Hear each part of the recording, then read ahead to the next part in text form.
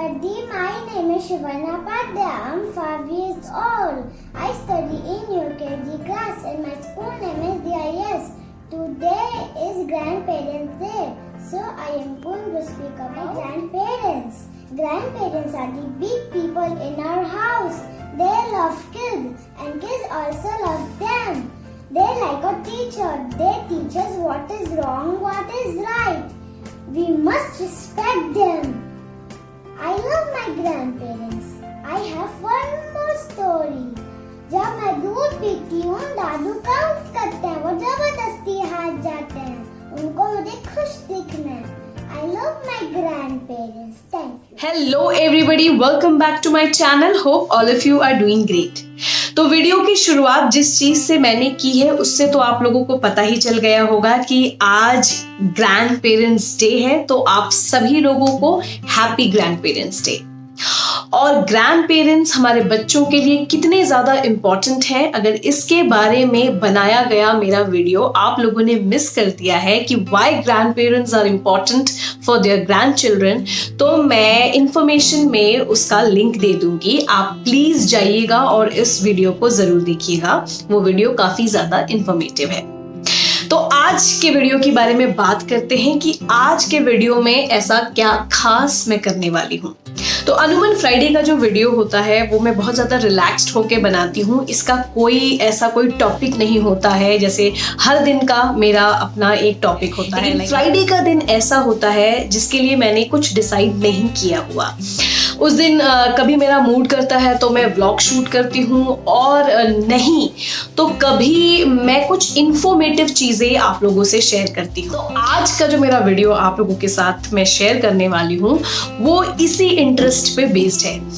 मैं छोटे छोटे टॉपिक्स जिनको मैंने पढ़ा है, मैंने सोचा है कि मैं धीरे धीरे कभी कभार हफ्ते 2 हफ्ते में आप लोगों के साथ उसको शेयर करूं. तो आज जिस टॉपिक के बारे में मैं आप लोगों से बात करने वाली हूं, या जिस इम्पॉर्टेंट इवेंट, हिस्टोरिक इवेंट के बारे में आप लोगों से बात करने वाली हूं, वो है जलियांवाला बाग मैसेकर. तो चलिए ज़्यादा लेट नहीं करते हैं और शुरुआत करते हैं अपने आज के इस वीडियो की. जलियांवाला बाग.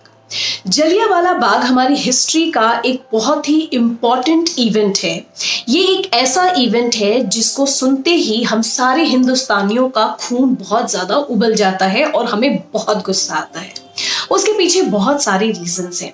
सबसे पहले ये जानते हैं कि ये जलियांवाला बाग कब हुआ था, कहाँ हुआ था और क्यों हुआ था. जलियांवाला बाग मैसेकर जो है वो 13 अप्रैल 1919 में हुआ था. कहाँ हुआ था? अमृतसर के जलियांवाला बाग में हुआ था.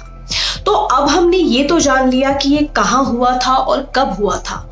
आइए अब ये जानते हैं कि ये हुआ क्यों था. जलियांवाला बाग हुआ क्यों था, इसको जानने से पहले हम ये जानते हैं कि रॉलेट एक्ट क्या था, क्योंकि रॉलेट एक्ट को ही जलियांवाला बाग का अंडर करंट माना जाता है.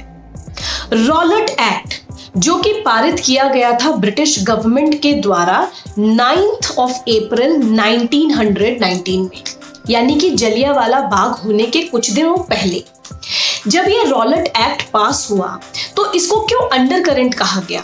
क्योंकि रॉलेट एक्ट एक ऐसा एक्ट था जो ब्रिटिश गवर्नमेंट ने बनाया था इंडियंस के लिए, और इस लॉ के अकॉर्डिंगली ब्रिटिश गवर्नमेंट के पास इतना पावर था कि वो किसी भी इंडियन को उठा करके शक की बिना पर जेल में डाल सकते हैं, और बिना उसे कोई वारंट और बिना उसे कोई वार्निंग दिए हुए.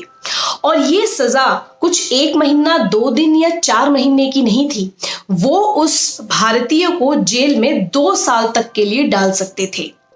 और उस क्राइम, जिस क्राइम को वो खुद भी नहीं जानते थे, जिसके लिए उन्होंने भारतीयों को जेल में भरना शुरू किया था, उसके लिए 3 जजेस की एक बेंच बनाई जाएगी. और अगर उन जजेस ने उन्हें दोषी करार दे दिया तो उसके बाद वो भारतीय कहीं और अपील भी नहीं कर पाएंगे. ये जो लॉ पारित किया गया था ब्रिटिशर्स के थ्रू इंडिया में, उसके वजह से हिंदुस्तान के अंदर एक बहुत ज्यादा गुस्सा था. ये गुस्सा क्यों था? क्योंकि जब फर्स्ट वर्ल्ड वॉर में ब्रिटिशर्स ने इंडियंस को उठा करके एज अ सोल्जर भर्ती किया, उस समय इंडियंस के मन में और दिमाग में ये चीज चल रही थी कि अगर किसी भी वजह से हम ये फर्स्ट वर्ल्ड वॉर ब्रिटिशर्स के लिए जीत जाएंगे तो हो सकता है खुश होकर के ब्रिटिश गवर्नमेंट जो है वो हमें इंडिपेंडेंस दे देगी। वो इस उम्मीद से फर्स्ट वर्ल्ड वॉर में बहुत शिद्दत से लड़े। लेकिन जब फर्स्ट वर्ल्ड वॉर खत्म हुआ और इंडियंस ये वेट कर रहे थे कि हमें इंडिपेंडेंस दी जाएगी, और उसी समय ब्रिटिशर्स ने इंडिपेंडेंस का नाम भी न लेते हुए रॉलेट एक्ट को पास कर दिया, तो आप समझ सकते हैं कि उस समय इंडियंस के दिमाग में कितना गुस्सा होगा। तो जब ये रॉलेट एक्ट पास हुआ तो वो गुस्सा एक तरीके से ऐसा हुआ कि जिस गुस्से को इंडियंस अपने दिल में पाले हुए चल रहे थे, रॉलेट एक्ट के पारित होने के बाद वो गुस्सा फूट गया और जगह जगह ब्रिटिशर्स के खिलाफ बहुत सारी रैलियां निकलने लगी। इसका सबसे ज्यादा इम्पैक्ट जो है वो हमें अमृतसर में देखने को मिला। उसके दो कारण हैं।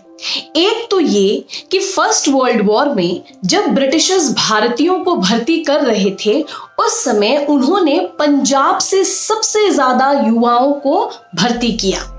एक तो गुस्सा वो था, और दूसरा गुस्सा ये था कि उस रॉलेट एक्ट की वजह से दो बहुत इंपॉर्टेंट नेताओं को अरेस्ट कर लिया गया अमृतसर में, जिसकी वजह से वहां के लोगों में गुस्सा जो है वो बहुत ज्यादा फूट गया और गली गली जो भी चीजें ब्रिटिशर्स से रिलेटेड होती थी उसको जला दिया जाता था या पीसफुली धरना किया जा रहा था, जिससे परेशान होकर ब्रिटिश गवर्नमेंट ने मार्शल लॉ लगा दिया। मार्शल लॉ कब लगा? मार्शल लॉ लगा 11 अप्रैल 1919 को, यानी कि जलियांवाला बाग मैसेकर से सिर्फ 2 दिन पहले। अच्छा, ये मार्शल लॉ क्या? मार्शल लॉ के अकॉर्डिंगली कोई भी इंसान ग्रुप में इकट्ठा नहीं हो सकता है। आप कोई भी ऐसा फेस्टिवल नहीं मनाएंगे जहां पे 2 या 4 से ज्यादा लोग होंगे, यानी कि मार्शल लॉ के अकॉर्डिंगली आप क्राउड में कहीं भी पाए नहीं जाने चाहिए। अगर आप क्राउड में पाए जाएंगे तो आप पे लीगल एक्शन लिया जाएगा। इस बात की खबर बहुत सारे लोगों को नहीं लग पाई थी। उसी दौरान 13 अप्रैल 1919 को बैसाखी का फेस्टिवल आया। बैसाखी का फेस्टिवल सेलिब्रेट करने के लिए लोग दूर दूर के गांवों से, शहरों से अमृतसर के जलियांवाला बाग में इकट्ठा हुए। हाँ, ये बात भी है कि उसमें कुछ लोग इसलिए भी इकट्ठा हुए थे क्योंकि वो रॉलेट एक्ट, मार्शल लॉ, इन सब के बारे में डिस्कशन करना चाहते थे और अपनी कुछ प्लानिंग करना चाहते थे कि वो इसके खिलाफ किस तरीके से आगे बढ़े ब्रिटिश गवर्नमेंट के अगेंस्ट। ये बात किसी तरीके से जनरल डायर को पता चल गई। जलियांवाला बाग में सिर्फ एक ही गेट था जहां से आपकी एंट्री और एग्जिट थी। जनरल डायर ने इस चीज को सुनकर, क्योंकि ऑलरेडी ब्रिटिशर्स भी बहुत ज्यादा गुस्से में थे, जिस तरीके का प्रदर्शन पूरे देश में चल रहा था, इससे वो भी बहुत ज्यादा परेशान थे। जब उन्हें ये इंफॉर्मेशन मिली कि जलियांवाला बाग में जो भीड़ इकट्ठा हुई है वो इस रॉलेट एक्ट और मार्शल लॉ के अगेंस्ट रैली के लिए इकट्ठा हुई है, उन्होंने अपने फौज को वहां भेजा, उस गेट को बंद किया और उनसे कहा कि आपके पास सिर्फ 3 मिनट है इस जलियांवाला बाग को छोड़ के जाने के लिए। अगर इस 3 मिनट में आप लोग बाहर नहीं निकले तो फिर हम अंधाधुंध गोलीबारी करेंगे। 3 मिनट बहुत कम होता है इतने बड़े क्राउड को एक ही गेट से निकालने के लिए।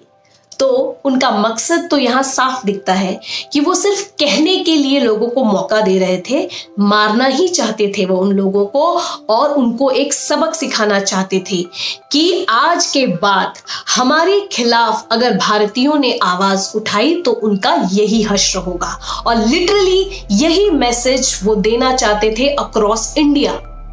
तो फिर उसके बाद सबको पता है कि इतनी अंधाधुंध गोलियां चली कुछ लोग जान बचाने के लिए कुएं में कूद गए और वो उसी में मर गए। कुछ लोग दीवार से चढ़ के फांद के जाने के उस तरफ फांद के जाने के लिए दीवार पर चढ़े, लेकिन वो गिर के मर गए। और कुछ लोग जनरल डायर और उनकी टीम की गोलियों से मारे गए। हजारों में लोग मारे गए, खून की होलियां खेली गई, पूरा का पूरा धरती जो था वो एकदम लाल हो गया, कुएं जो थे वो लाशों से भरे हुए थे। तो जलियांवाला बाग जो है वो हमारी हिस्ट्री का एक ऐसा इवेंट है जो हमें हमेशा याद रहता है, और याद रहता है गुस्से से। याद रहता है उन सारे परिवार के लिए जिन्होंने उस दिन, किसी ने अपनी माँ खोई, किसी ने अपना बच्चा खोया, किसी ने अपनी पिता को खोया, किसी ने अपने पति को खोया। सब ने कुछ ना कुछ खोया ही, पाया कुछ नहीं। होप करती हूँ कि आज का वीडियो आप लोगों को अच्छा लगा होगा, ये इन्फॉर्मेशन अच्छी लगी होगी। बहुत सारे लोगों को इस चीज़ के बारे में इन्फॉर्मेशन ऑलरेडी होगी, बट क्योंकि ये मुझे लगा कि मुझे आप लोगों के साथ शेयर करना चाहिए, तो ये इन्फॉर्मेशन मैंने आपसे शेयर की। हो सकता है कहीं थोड़ी बहुत यहाँ वहाँ हो गई हो, तो उसको आप माफ़ कर दें, क्योंकि मैं भी चीज़ों को पढ़ती हूँ और जब मैं आप लोगों से बताती हूँ तो कभी ना कभी कुछ ना कुछ चीज़ें आपके दिमाग से निकल जाती हैं। तो बस आज इसी नोट पे अपने वीडियो को एंड करती हूँ और फिर मिलती हूँ आपसे मंडे को अपने फिटनेस मंत्रा में, और बताती हूँ आपको कुछ फिटनेस के नए राज। तो बस आज के लिए यहीं तक, बाय।